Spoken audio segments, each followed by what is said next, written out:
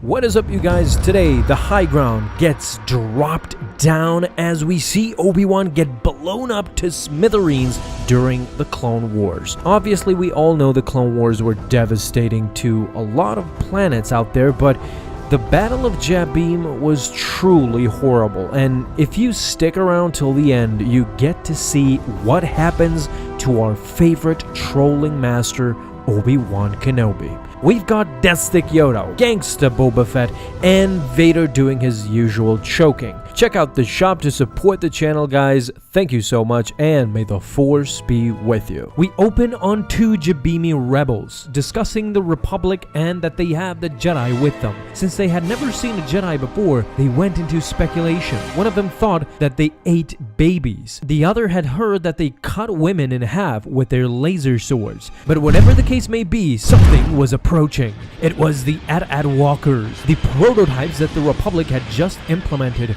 were gaining ground. Once they realized it was no use shooting, they started falling back. Anakin told Alpha not to execute wounded soldiers. Obi-Wan agreed. The Jabiim rebels will only fight harder if we teach them to hate us. One thing they were definitely doing is crushing the Jabiim rebels as they were full on retreating.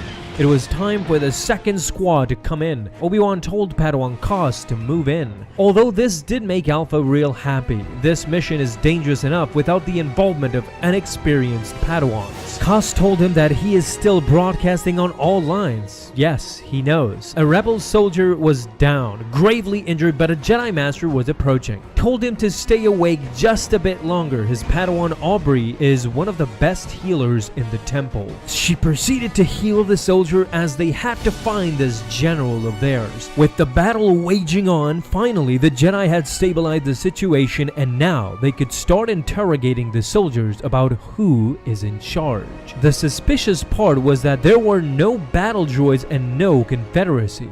Afterwards, at the camp, Anakin is puzzled as to why the rebels fear them so much. One of them had just accused them of eating children. Obi-Wan had an answer. There are over 100,000 worlds in the Republic and only a few thousand Jedi. You can imagine that billions of beings all across the galaxy had never seen nor heard of a Jedi. But they had to find out who was behind this. We finally see him, holding up a sword, speaking to his people.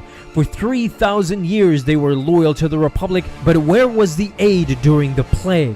Where were they when the Trandoshans invaded and the Lithian pirates who killed many of their parents? The Republic had ignored their cries until they learned of the rich resources that laid beneath the ground. Now, suddenly, they wanted the Jabiim to join them, for the Republic to control the ore coming out of the planet and halt their negotiations with the Confederacy. No, they will show the Jedi. They will send them back home in caskets. During the briefing, it is shown that the leader is also called Alto Stratus. He took control last year and killed most of the loyalists. Only him and a few escaped. Stratus, in fact, had promised mining rights to Dooku in exchange for weapons. What Alpha mostly feared, though, was that it was just a matter of time before the rebels and the Confederacy learned about their weakness. The environment, the rain, it's all halting communication.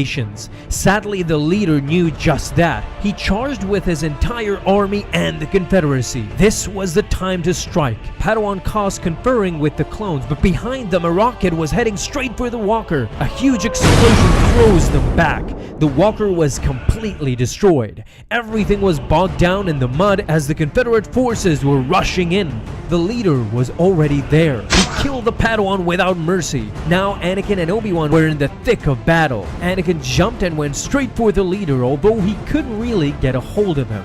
In the battlefield, only one walker remained. Obi-Wan ordered them to protect it at all costs, but it was too late. The soldiers quickly ran towards the walker and planted explosives on the base of the legs as they exploded, bringing the entire walker crashing down to the ground. Once he saw this, Obi-Wan ran inside the AT-AT walker, trying to save the clones that survived inside. He immediately called upon his apprentice to come inside and help out, but just as Anakin was approaching, suddenly the entire walker exploded in flames. "Master!" yelled out Anakin as Obi-Wan and the others were still inside. Unfortunately, the issue ends right here and leaves us with a huge cliffhanger. But this event, the Battle of Jabiim, is quite interesting and devastating as well. So hold on, because we're just starting out with this first telling of the battle. I do hope you enjoyed, and if you have any thoughts and feedback, leave it down below in the comments, my friends, and a like if you enjoyed as well. Have an awesome day, guys, and may the Force be with you always.